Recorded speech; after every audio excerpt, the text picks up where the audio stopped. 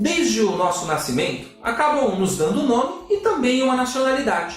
No meu caso e de muitos de vocês, a nacionalidade brasileira. Mas o que é que fez com que nós fôssemos brasileiros? Como surgiu esta coisa que nós chamamos hoje de Brasil? E o que nos une?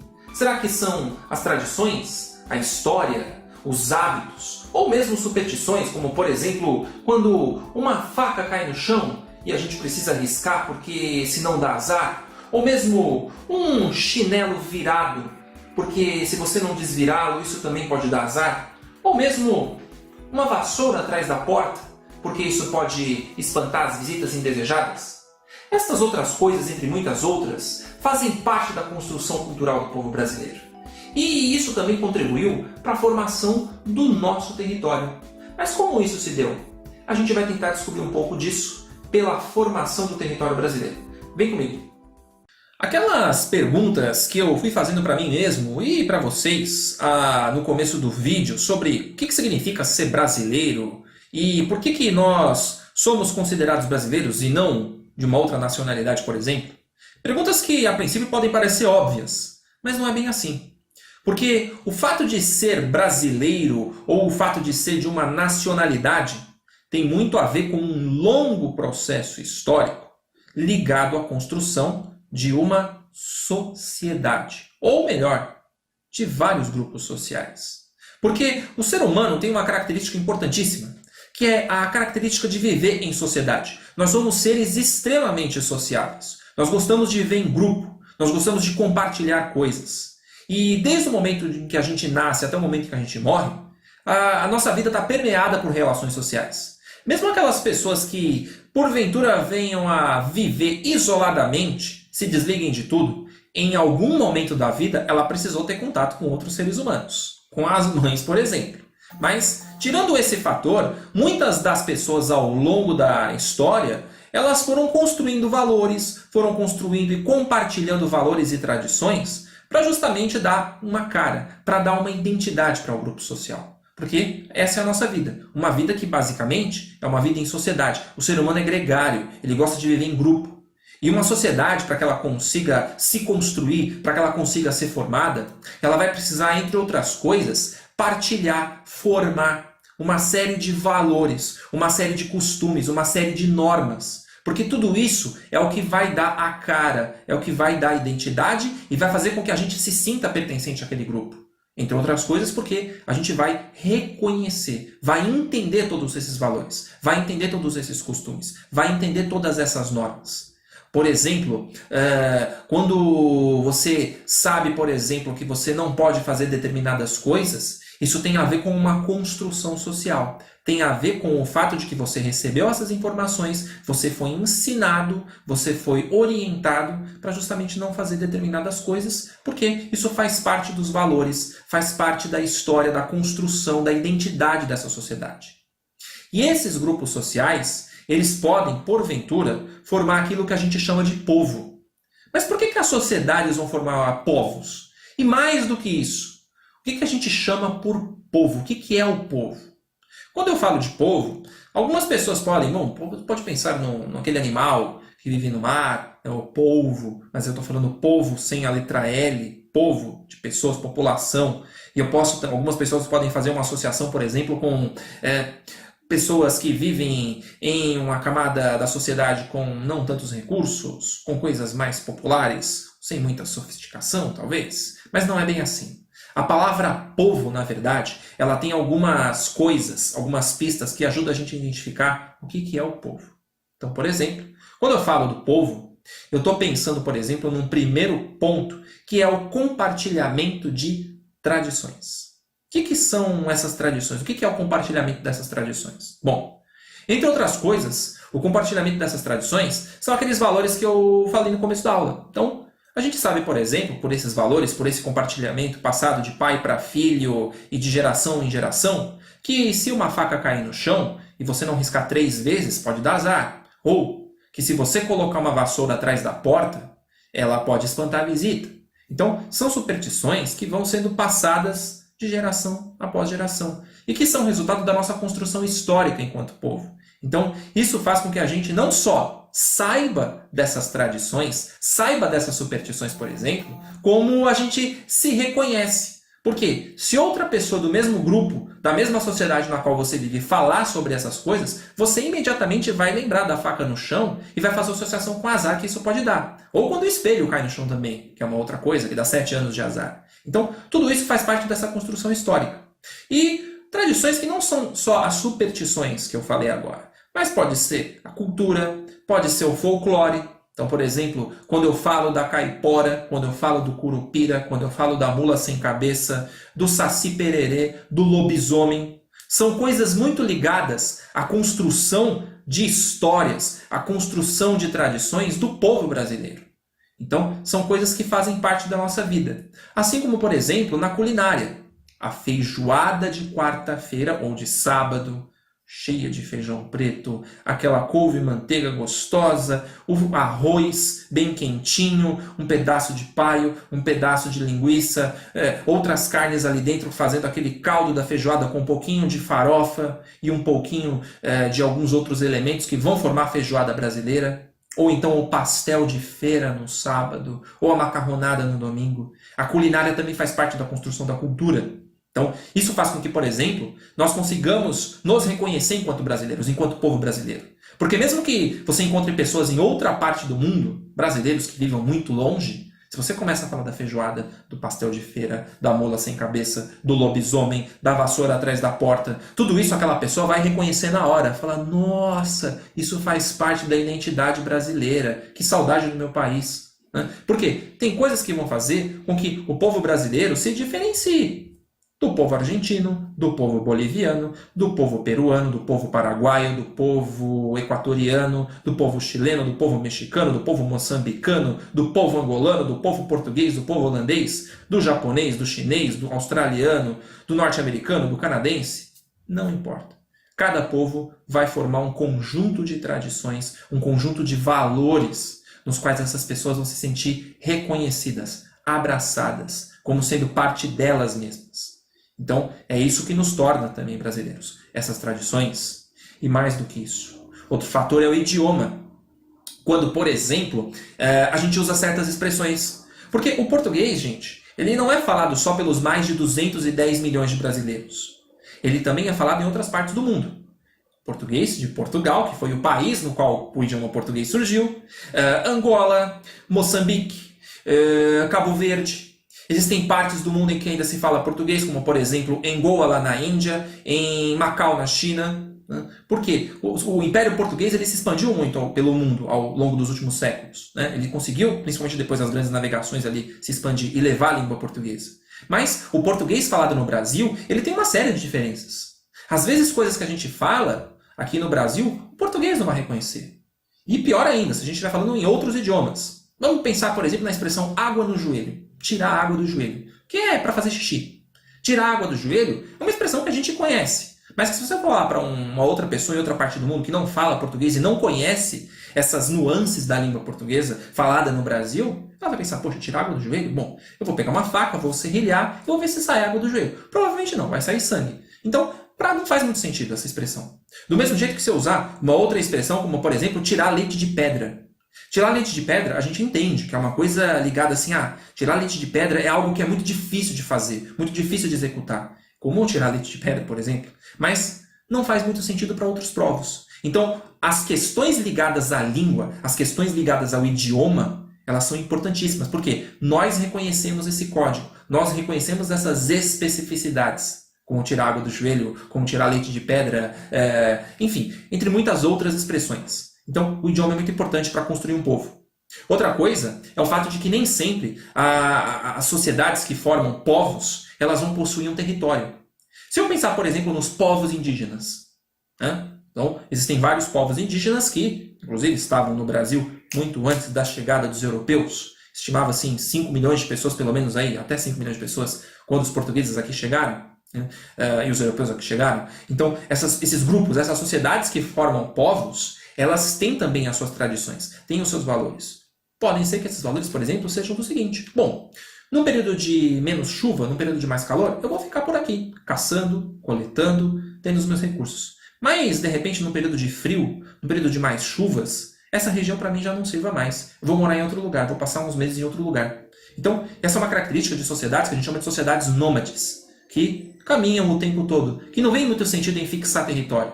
Enquanto que existem sociedades que são sedentárias. As sociedades ocidentais, como a própria sociedade brasileira, ela é uma sociedade sedentária. Por quê? Nós fixamos residência, nós não precisamos caminhar grandes distâncias ou se mudar de tempos em tempos para buscar alimento. Né? Então, o sedentarismo e o nomadismo são coisas diferentes e que vão ter consequências diferentes. Sociedades nômades, por exemplo, elas não vão precisar ter um território, um lugar demarcado, um terreno para chamar de delas. Eles vão caminhando aí conforme a necessidade. Então, ter território, possuir alguma coisa, esse sentimento de posse não faz muito sentido.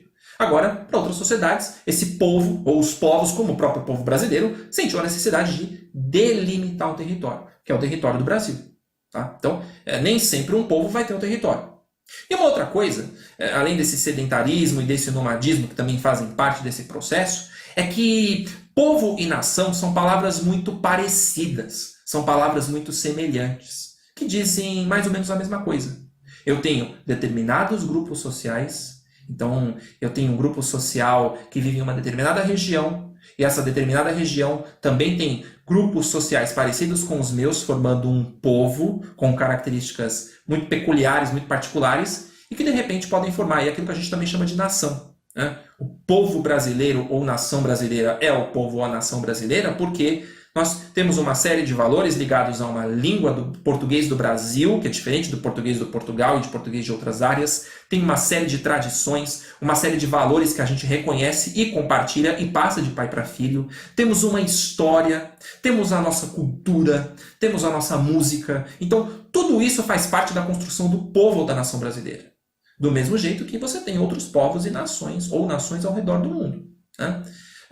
Eu até poderia falar que nações ou povos podem formar territórios. Então, por exemplo, no nosso caso, o povo, a nação brasileira, tem o seu próprio território. Delimitou uma área, que é a área do Brasil, com seus mais de 8 milhões e meio de quilômetros quadrados. E que foi, na verdade, o resultado de uma construção, como a gente vai ver daqui a pouco. Mas, às vezes, nem todo povo tem nem toda nação tem um território para chamar de seu. Então, quando eu penso, por exemplo, no Estado de Israel. O Estado de Israel, por exemplo, ele ficou sem ter um território até 1948, mais ou menos. Né? Por quê? Os judeus queriam um lugar do mundo para construir um território que pudessem compartilhar os seus valores, a tradição, a cultura judaica, a religião judaica, mas não conseguiam. E aí só foi feito isso em 1948. Mas os palestinos que viviam por ali, por exemplo, viram que perderam aquele território. Né? E os palestinos hoje lutam, inclusive, para ter um território que possa chamar de seu, porque os palestinos também têm as suas tradições, a sua cultura própria e etc. Né? Então, outro exemplo. E um povo com uma nação, com território, com tradições, com idioma próprio, ele pode formar um país, como o Brasil formou um país. E o Brasil formou um país, assim como muitas outras partes do mundo formaram países. Então, hoje a gente sabe que tem aí mais de 200 países ou territórios, a maior parte deles reconhecida pelas Nações Unidas, pela ONU. Né? Então, percebam que o mundo aí é um lugar com muitas divisões, com muitos territórios. Né? Lembrando que dentro desses territórios você pode ter outras divisões, como no próprio Brasil. Você tem divisão, o Brasil é dividido em estados, os estados são divididos em regiões, que são divididos em municípios, e os municípios são divididos em bairros, enfim, é um mosaico. E quando a gente fala dessa construção de um território, da construção de uma entidade que delimita esses territórios, dentro desses territórios, dentro desses países, por exemplo, a gente pode ter o Estado e o governo. Estado e governo são coisas, vamos dizer assim, uma é consequência da outra. Então, por exemplo, o Estado brasileiro. O Estado brasileiro ele é formado pelas pessoas que governam, portanto, pelo governo. Então, percebam que presidente ou presidenta, senador ou senadora, ministro ou ministra, vereador ou vereadora, prefeito ou prefeita, governador ou governadora, todo esse pessoal, todo esse povo, ele governa o Brasil. Ele vai aí administrar o Brasil. Ele vai dirigir o Brasil. Mas o governo, ele pode mudar. Tem alguns países, algumas partes do mundo que não mudam o governo. Ficam ali o tempo todo. Mas, em uma parte do mundo, a gente percebe que existem essas mudanças. O governo, ele muda. Então, esse governo que vai mudando de tempos em tempos, ele faz essa direção, a administração do Estado brasileiro. Que é uma coisa que é permanente. O Estado brasileiro é formado pelas pessoas que governam, portanto, pelo governo. E o governo muda. Agora, o Estado brasileiro é essa entidade que forma aí os serviços públicos, formam a organização do território, formam aí os estados e assim por diante. Tá? Então, o Estado ele é formado por essa parte. Então, são coisas aí ligadas também a um outro ponto, que é a formação das fronteiras. Né? Então, as fronteiras também são uma parte muito importante, porque isso vai fazer com que o meu território seja delimitado. Ou seja, se eu sou um membro do território brasileiro que está delimitado, significa que os brasileiros vão viver aqui dentro e pessoas que eu deixe entrar possam viver aqui também. E eu não posso invadir outras áreas nem permitir que outras pessoas entrem sem autorização. Né? Então, as fronteiras são algo muito importante, porque elas vão ajudar a delimitar, elas vão ajudar a agrupar, a ordenar, a organizar esses grupos sociais que formam povos e esses povos que formam aí nações. Tá bom?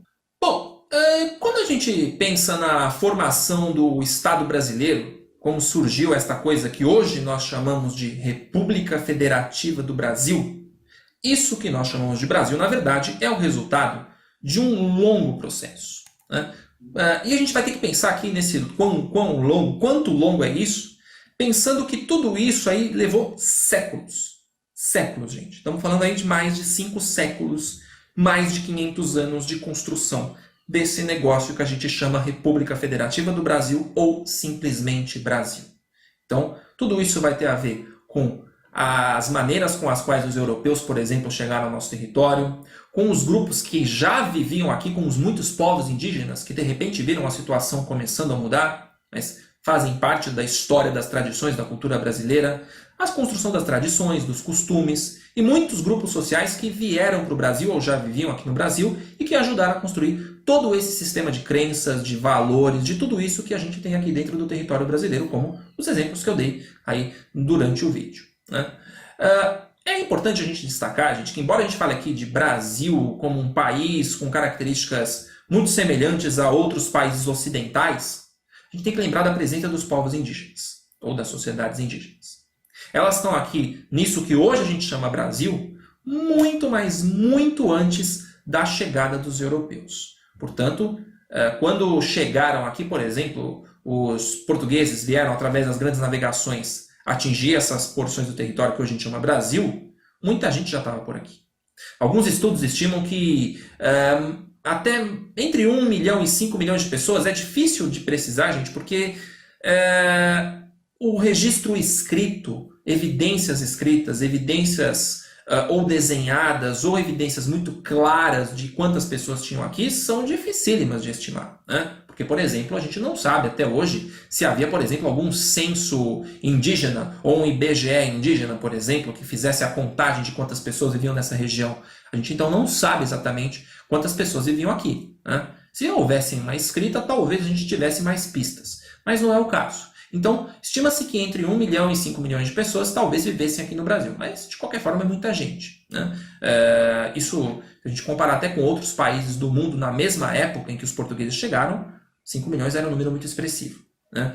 Porque o mundo tinha muito menos gente. Mas o fato é que tínhamos vários grupos sociais, várias sociedades com características muito diferentes. Então, quando eu falo de povos indígenas, na verdade, gente, eu estou falando de um mosaico de pessoas reunidas em diferentes grupos sociais que formam diferentes povos que podem formar nações indígenas, com idiomas, tradições, heranças culturais, religiões, tudo característico, muito particular de cada um desses muitos grupos. Poxa, estamos falando de um território imenso, que hoje tem mais de 8 milhões de quilômetros quadrados. Então, muita gente podia viver por aqui. E, de fato, viviam. Né? Temos aí, por exemplo, um registro que eu vou mostrar para vocês, que é de um aventureiro, digamos assim. Na verdade, era um mercador, né? Ele era um negociante, um comerciante, chamado Hans Staden, né? Um alemão que veio aqui para o Brasil, né? Durante algumas navegações de reconhecimento, também de tentar fazer comércio aqui na América do Sul. Ele se deparou numa das vezes aí com um grupo de índios Tupinambá. E aí acabou, inclusive em uma das viagens, o Hans Staden acabou ficando prisioneiro de alguns indígenas, observou rituais como, por exemplo, a antropofagia, que é o ato de... Tem sociedades humanas que comem pessoas, né, por questões religiosas, por questões ritualísticas. Então ele presenciou isso, e tudo isso foi documentado, foi desenhado como esse desenho no livro dele chamado Duas Viagens ao Brasil. Na verdade, o nome do livro é bem diferente desse, eu não vou ter tempo porque o nome é imenso, mas é um livro que foi publicado em 1557, falando um pouco do que o Randstaden viu aqui quando chegou no Brasil nesse período. Né? Então, o que ele viu realmente, pelo desenho, vocês vão ver um mosaico aí de pessoas, de construções. Então, o Brasil não era esse território a ser desbravado, totalmente inabitado, muito pelo contrário. Mas uma outra amostra de como era a visão de quem chegava aqui está na carta do Pero Vaz de Caminha, que eu vou rolar aí para vocês agora, ler um trecho para vocês entenderem melhor.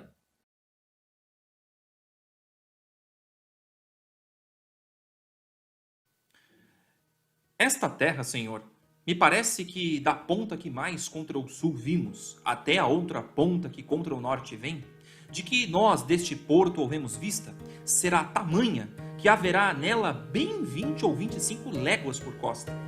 Tem ao longo do mar, em algumas partes, grandes barreiras, delas vermelhas, delas brancas, e a terra por cima toda chã e muito cheia de grandes arvoredos. De ponta a ponta é toda a praia parma, muito chã e muito formosa. Pelo sertão nos pareceu, vista do mar, muito grande, porque a estender olhos não podíamos ver senão terra com arvoredos, que nos parecia muito longa. Nela, até agora, não podemos saber que haja ouro, nem prata, nem coisa alguma de metal ou ferro, nem lhe o vimos. Porém, a terra em si é de muito bons ares, assim frios e temperados, como os de Entredouro e Minho, porque neste tempo de agora os achávamos como de lá. Águas são muitas, infindas, e em tal maneira é graciosa que, querendo-a aproveitar, dar-se-á nela tudo, por bem das águas que tem. Porém, o melhor fruto que nela se pode fazer, me parece, que será salvar essa gente. E esta deve ser a principal semente que Vossa Alteza em ela deve lançar. Pero Vaz de Caminha, 1º de maio de 1500. Então, o que vocês podem ter percebido é que a carta do Pero Vaz de Caminha para o rei Dom Manuel de Portugal, quando ele chegou aqui ao Brasil, é um relato muito breve daquilo que ele pôde observar, só que ele observou segundo os seus próprios valores. Então, quando ele fala no final da carta, precisamos salvar essa gente, significa fazer com que essas pessoas fossem catequizadas, se convertessem ao catolicismo, ou seja, uma imposição da visão portuguesa, da visão católica, sobre aquele grupo que vivia sobre outro sistema de valores. Por quê? Provavelmente faziam parte de um povo que tinha outros costumes, outras tradições. E aí, nesse choque, é que começa, de uma certa maneira, a ocupação do Brasil e a montagem desse Brasil como a gente conhece hoje. Nesse choque de culturas, de uma certa forma, nessa imposição de tradições de portugueses, né, por parte dos portugueses em relação a quem já vivia aqui. E a gente sabe que a consequência disso foi o processo bastante longo, né, de extermínio, de sociedades indígenas que foram dizimadas e que se tornaram, e ainda são até hoje, um grupo social extremamente frágil, com uma série de demandas, com uma série de problemas que ainda persistem. Né? Mas, de qualquer maneira, são um grupo importantíssimo para a construção da história, da identidade, do modo como nós, brasileiros, somos até hoje. Tá bom? Agora, a gente precisa pensar um pouquinho, já que a gente falou de povo, de sociedade, de nação ou país, e como o território, né, é uma consequência, na verdade, de tudo isso, é importante pensar um pouquinho sobre, depois da chegada dos europeus aqui e da maneira como isso tudo foi sendo construído, como é que as fronteiras do Brasil foram sendo delimitadas, como é que elas foram sendo definidas. Lá na carta, vocês perceberam que ele falava até de uma distância em léguas, que era o que ele conseguia ver da caravela. Ele conseguia ver, então, uma linha do horizonte a perder de vista 10 a 20 léguas, a gente está falando aí de algumas dezenas ou dezenas de quilômetros, na verdade, né? Não muito mais aí do que 100 quilômetros, por exemplo. Talvez um pouco mais, né? Mas não pensando em milhares de quilômetros. Por quê? Porque os navegadores, quando vinham, né, numa situação como essa, eles não tinham ideia do que eles iam encontrar aqui. Eles não tinham ainda ideia de quão grande era o território da América do Sul, do Brasil. Né? Então, isso também tem muito a ver com o fato de que, conforme essas pessoas vão ocupando, conforme elas vão impondo essa dinâmica ao território que hoje a gente chama de Brasil, as fronteiras vão sendo modificadas. Porque durante muito tempo, por exemplo, a maior parte da população brasileira vivia perto do litoral, que é onde a ocupação de fato vai se tornar, dentro dessa dinâmica europeia, mais intensa. Mas ao longo do tempo as divisões vão mudando. Eu vou mostrar para vocês agora uma sequência de imagens que vai dar a dimensão dessas mudanças durante esse tempo aí, que é o tempo a partir da chamada descoberta ou descobrimento do Brasil. Então, um primeiro caso aí é esse mapa das capitanias hereditárias no Brasil. Então, nas aulas de história, provavelmente, se não viram, vão ver o sistema de capitanias hereditárias, que é uma primeira tentativa que o Império Português vai impor ao Brasil, né, criando esse sistema de capitanias hereditárias a partir de 1534, com capitanias aí como a do Maranhão, do Ceará, do Rio Grande, Paraíba, Itamaracá, Pernambuco, da Bahia, aí lá para mais para o sul, né, São Tomé, São Vicente e Santo Amaro, que vão dar origem aqui ao estado de São Paulo, a do Rio de Janeiro e assim por diante. Depois desse sistema de capitanias hereditárias, a gente vai ter uma outra divisão que vai aí também prevalecer durante algum tempo, durante o período colonial do Brasil, que vai aí, né, do começo do século XVI até a chegada de Dom João VI, no século XIX, que é essa divisão aí. Ó. Então, tentaram dividir o Brasil em dois, por causa do tamanho do território, que eles, né, imaginavam que fosse muito grande, dividido entre repartição do norte, estado do Maranhão, e a repartição do sul, o estado do Brasil. Né? Por que Portugal fez isso? Para tentar melhorar a administração desse território imenso, sem quase nenhum português, vamos dizer assim, no interior do território, né? E claro, visando aquilo que estava mais para o interior desse território. Porque vocês estão vendo aí uma linha, que é a linha do Tratado de Tordesilhas. A parte da sua esquerda, aliás, ela pertence à Espanha e essa parte direita pertence a Portugal. Mas os espanhóis e os portugueses pouco conheciam o interior do Brasil. Então eles já estavam pensando aqui, quem sabe a gente consiga invadir, quem sabe a gente consiga adentrar esses territórios, já que nem os espanhóis conseguiram. Né? Então a divisão entre o estado do Brasil e do Maranhão também foi uma maneira de facilitar a administração. Depois a gente tem aí a divisão do Brasil já em princípios do século XVIII. Já aí, vendo, vocês vão perceber que alguns territórios aí ultrapassaram a linha do Tratado de Tordesilhas, que aliás criou uma série de tensões entre Portugal e Espanha. Né? Mas a gente percebe aí que já temos, por exemplo, algumas capitanias, né? Pernambuco, São Paulo e Minas do Ouro, Rio de Janeiro, Bahia. Então a divisão já é bem diferente. Entre outras coisas porque aquele sistema de capitanias hereditárias apresentou uma série de problemas, que vocês vão ver provavelmente nas aulas de história. Mas o fato é que essa é uma outra divisão que mostra aí o quanto o território brasileiro foi mudando, evoluindo. E muito mais quando a gente percebe aí, ó, com o chamado Tratado de Madrid. Em 1750, Portugal e Espanha entraram num acordo. Né? Portugal, por exemplo, evocou um princípio, né, do que é o seguinte: quem chega primeiro, quem ocupa primeiro, tem direito sobre a posse da terra. Então foi o que Portugal evocou. Né? Na verdade é uma expressão latina chamada uti possidetis, a terra é de quem primeiro ocupar. Né? Então, com a mediação da igreja, inclusive isso, porque a igreja era muito poderosa, se assinou esse Tratado de Madrid. E aí o Brasil pôde expandir bastante os seus territórios. Então vocês estão percebendo aí, ó. Capitania de Minas Gerais, Goiás, o Maranhão, então vai ganhando características mais próximas do que é o território do Brasil. Né? E muito mais, quando a gente tem aí, em 1822, o primeiro ano do Brasil independente, né? Ou com a independência decretada, declarada aí com as províncias. Né? Algumas aí já bem parecidas com os nossos atuais estados. O estado de São Paulo, por exemplo, vocês vão perceber que a parte norte já está bem parecida com as fronteiras, com o desenho atual. Né? Inclusive nessa época, gente, o estado de São Paulo ele era grande e pegava partes ali do que hoje a gente chama de Paraná. Né? O estado do Paraná, na verdade, ele nem existia. Ele era um pedaço do estado de São Paulo. Né? Então, Curitiba, Londrina, Maringá, todo esse pedaço, na verdade, pertencia a São Paulo. Né? Aí, por volta de 1840, na década de 1840, decidiram dividir aí e formar o Paraná. Né? E isso vai ficar bem claro, ó, no início da República. Olha aí os estados no início da República. Então, e aí vocês vão perceber o seguinte, tem alguns estados que ainda nem existiam. Tocantins não existia. O que tinha era o estado de Goiás. O Acre também, ele ainda não estava fazendo parte do Brasil nesse momento, ele pertencia à Bolívia, e assim por diante. E depois a gente vai ter aí uma outra divisão, em 1943, né? Vocês vão perceber ali, mais para a parte superior do mapa, mais ao norte, o estado do Acre, ali já em 1943. O Mato Grosso ainda não estava dividido entre Mato Grosso e Mato Grosso do Sul. Também não tinha o Tocantins ainda. E vocês vão perceber que perto de São Paulo e do Paraná, você tem o estado de Ponta Porã, território, na verdade, o território de Iguaçu, o território do Guaporé, lá para cima o território de Rio Branco, porque você tinha estados e territórios federais. Né? Os territórios federais, gente, foram criados como uma estratégia do governo brasileiro para proteger as fronteiras, porque considerava essas áreas aí passíveis de invasão, mais frágeis. Então era uma estratégia do território brasileiro proteger essas áreas. Inclusive, os territórios, diferente dos estados, tinham uma legislação um pouco diferente. Né? Por exemplo, aí a gente está falando de 43, o Vargas, o Getúlio Vargas nessa época, poderia aí nomear interventores, nomear pessoas para administrar esses estados sem processos de eleição direta. Né? Aliás, estávamos num período de Estado Novo, né, no qual aí a gente vivia um estado de exceção. Né? Depois, a gente tem aí o último mapa com a divisão atual, que foi formada depois que a Constituição Democrática de 1988 foi formada.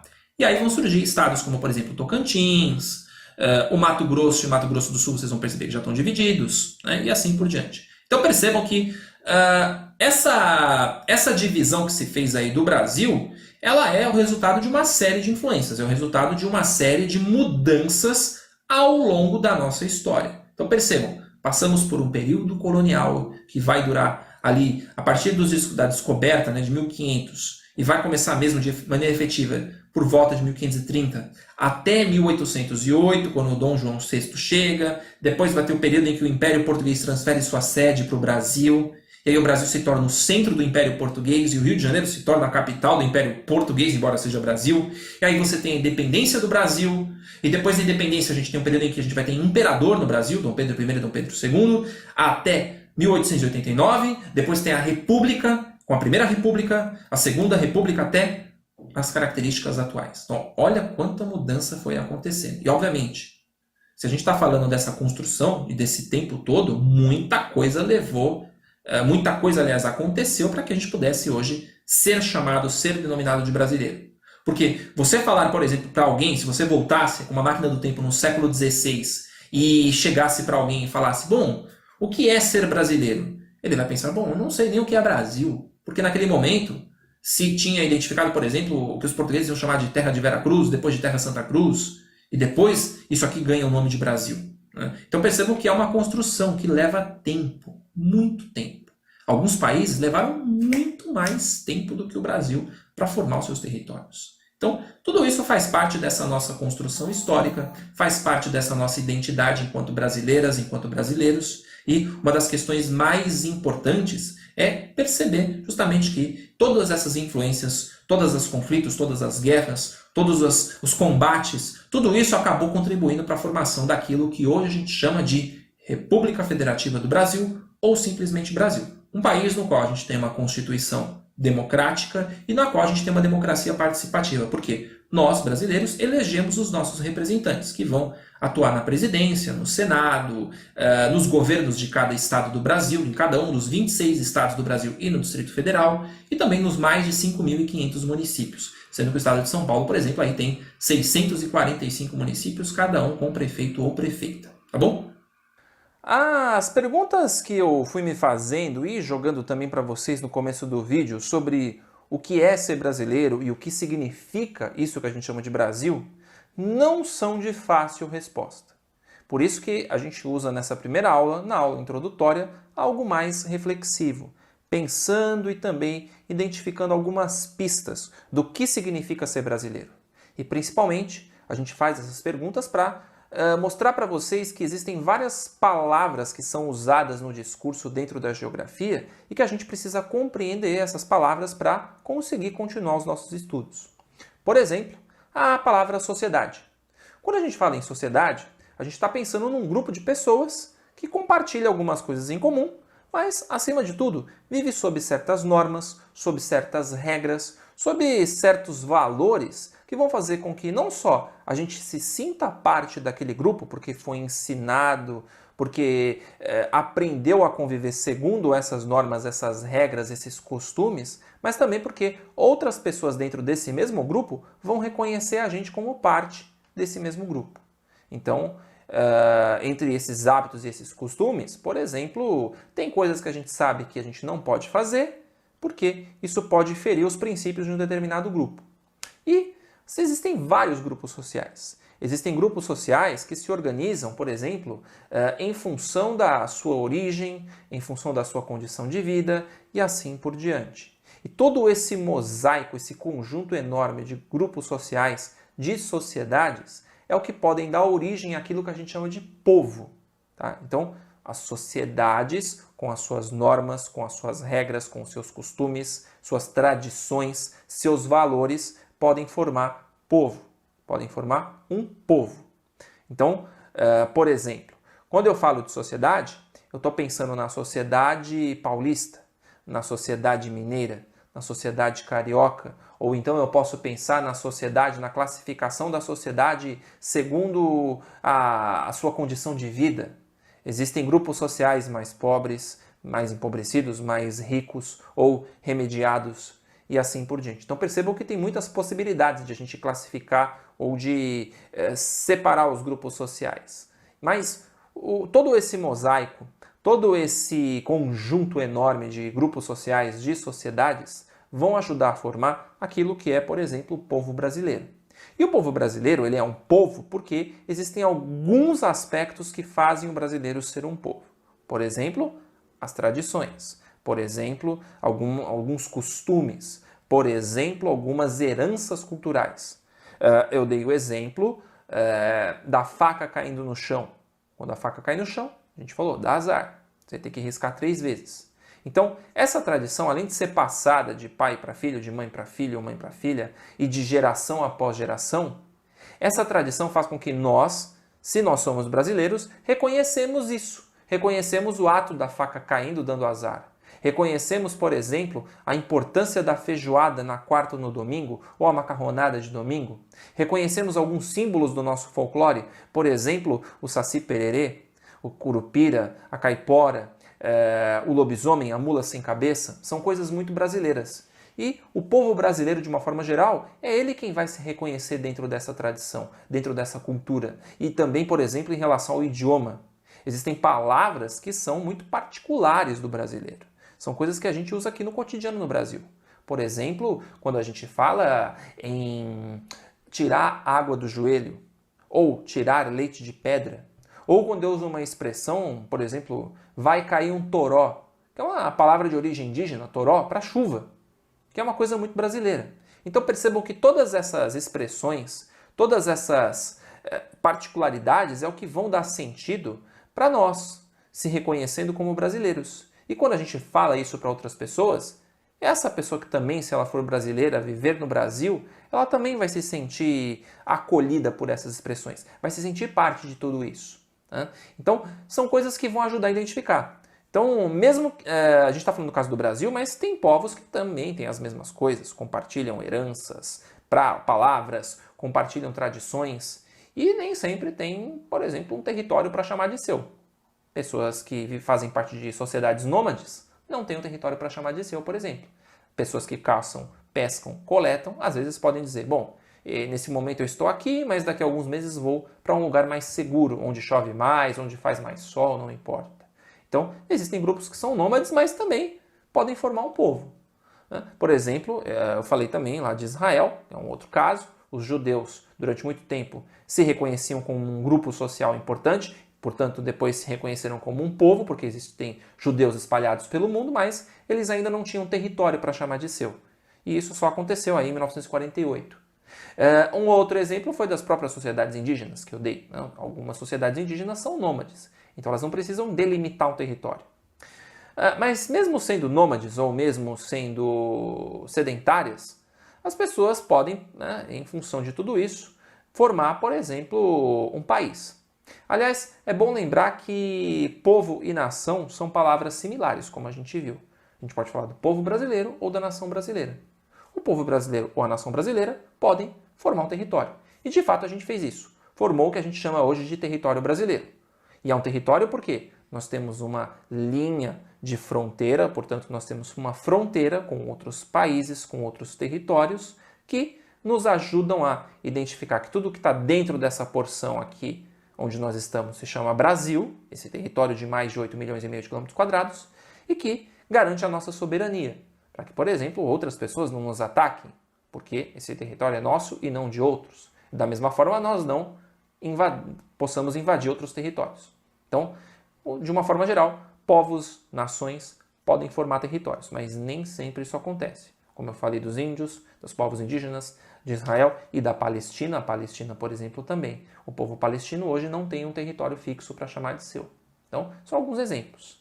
E depois, a gente acabou percebendo que o povo ou a nação brasileira, tendo o seu território, tendo a sua porção aqui dentro da América do Sul delimitada, formou um Estado, o chamado Estado brasileiro. O Estado é essa estrutura, a estrutura dos serviços públicos, com serviços de saúde, de educação, de habitação, de transporte, ou seja, esses serviços que vão ajudar a dar um suporte para o cidadão se organizar socialmente. E esse Estado brasileiro, com os seus ministérios, as suas secretarias, os órgãos governamentais, a máquina pública, tudo isso vai ser governado, administrado por pessoas. E essas pessoas, na medida em que governam e que administram, elas também estão num processo transitório, porque governar, administrar não vai durar para sempre. O Estado brasileiro permanece, mas esses governantes, esse governo ele vai mudando. Portanto, Estado e governo também são palavras diferentes. E aí a gente viu, por último, as divisões, as múltiplas divisões do território brasileiro. Desde lá do modelo do Pacto Colonial, do início do Pacto Colonial, com as capitanias hereditárias, até a divisão mais atual da Constituição de 1988, e que permanece até hoje. Então percebam que o Brasil passou por uma série de mudanças no tamanho do seu território, numa série de divisões entre as porções do Brasil, até a gente chegar aos 26 estados e ao Distrito Federal, que é essa divisão do Brasil atual, com os mais de 5.500 municípios existentes. Então, tudo isso serviu aí para a gente entender um pouquinho mais o que significa o território brasileiro e saber essas diferenças entre algumas palavras. Povo, nação, território, sociedade e assim por diante, tá bom? Então é isso, pessoal. Eu espero que com essa aula vocês tenham conseguido compreender não só o significado do que é ser brasileiro, mas como o nosso território se formou em diferentes momentos. Lembrando que é um processo. Então, portanto, a presença do tempo, a presença da história é muito importante, tá bom? Abraços a todos e a todas e a gente se vê por aí. Até mais!